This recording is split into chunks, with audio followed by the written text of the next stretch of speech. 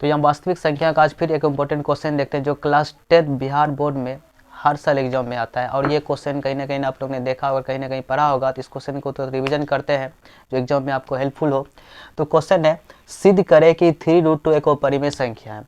इस टाइप में हर साल बिहार बोर्ड में क्वेश्चन आता है। यहाँ पे जो क्वेश्चन है 3√2 एक अपरिमेय संख्या है, ये इंटू में आया। और इसका दूसरा पैटर्न जो क्वेश्चन आता है वो आता है प्लस में, एक आता है माइनस में 5√3, एक होता है प्लस में 2√3। अगर प्लस में हो, माइनस में हो, चाहे इंटू में हो, सबको करने का तरीका एक ही होता है। तो यहाँ पे इस क्वेश्चन को समझते हैं। पहले इसको मानेंगे तो क्वेश्चन को सिद्ध करना है कि 3√2 एक अपरिमेय संख्या है। अगर हमको यहाँ पे अपरिमेय सिद्ध करना है तो इस संख्या को परिमेय मान के इसको सिद्ध करेंगे। कहने का मतलब अगर इस संख्या को परिमेय मानेंगे और परिमेय मानने के बाद अगर मेरी सब अवधारणा अगर गलत हो जाए तो वो सिद्ध हो जाएगा कि वो संख्या एक अपरिमेय संख्या है। तो यहाँ पे मानेंगे, माना कि 3√2 एक अपरिमेय संख्या है। अगर कोई संख्या को अगर परिमेय मानते हैं तो हम लोग को डिफिनेशन से पता है कि परिमेय संख्याओं को जो है हम p/q के रूप में लिखते हैं। तो यहाँ पे 3√2 को अगर परिमेय मानते हैं जिसको p/q के रूप में लिखना पड़ेगा। 3√2 नीचे में कुछ नहीं तो 1 देंगे। उसी प्रकार यहाँ पे 3√2 बराबर p/q। और वहाँ पे डिफिनेशन से हमको पता है कि जहाँ p और q एक पूर्णांक है जिसमें 1 के अतिरिक्त कोई उभयनिष्ठ गुणनखंड नहीं होता है। कहने का मतलब दोनों संख्या जो होगा वो सहभाज्य होना चाहिए। तो यहाँ पे और q का मान 0 नहीं होना चाहिए, वो भी आप लिख सकते हैं, नहीं भी लिखेंगे यहाँ तक भी आपका चल सकता है। तो यहाँ पे √2 और यहाँ पे 3 का सम्मा जो यहाँ पे गुना है उसको बराबर के उस साइड भेजेंगे तो भाग हो जाएगा।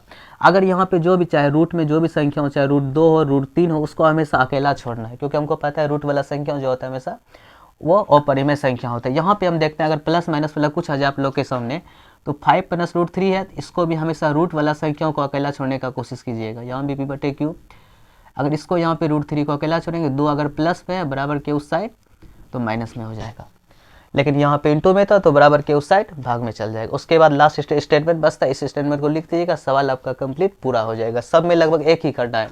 तो यहाँ पे हम स्टेटमेंट जो लिखेंगे नीचे में, हमको पता है कि p और q पूर्णांक है। अगर p और q पूर्णांक है, हम जानते हैं अगर दोनों पूर्णांक है तो अतः ये जो p/3q है ये भी एक परिमेय संख्या हो जाए, क्योंकि परिमेय संख्या हमको पता है कि p/q के रूप में लिखते हैं, ये भी p/q के रूप में लिखा गया, ये भी एक परिमेय संख्या है। इसलिए √2 भी एक परिमेय संख्या, हमको पता है कि अगर ये वाला परिमेय हो जाए, परिमेय के बराबर कुछ भी होगा वो भी क्या हो जाएगा, परिमेय हो जाएगा। लेकिन हम जानते हैं कि √2 जो होता है एक अपरिमेय संख्या होता है, जिस संख्या का वर्गमूल नहीं निकलता है वो परिमेय होता है। लेकिन इसका जो विरोधाभास हो रहा है गलत अवधारणा के कारण हो रहा है। कहने का मतलब ये जो हम माने हैं वो गलत अवधारणा के कारण ही हो रहा है कि √2 एक परिमेय संख्या है। तो ये अवधारणा गलत अवधारणा के कारण प्राप्त हुआ है। नीचे में उसके बाद अतः 3√2 एक अपरिमेय संख्या है। इसको आप स्क्रीनशॉट ले लीजिएगा या दोबारा पढ़ के समझ लीजिएगा।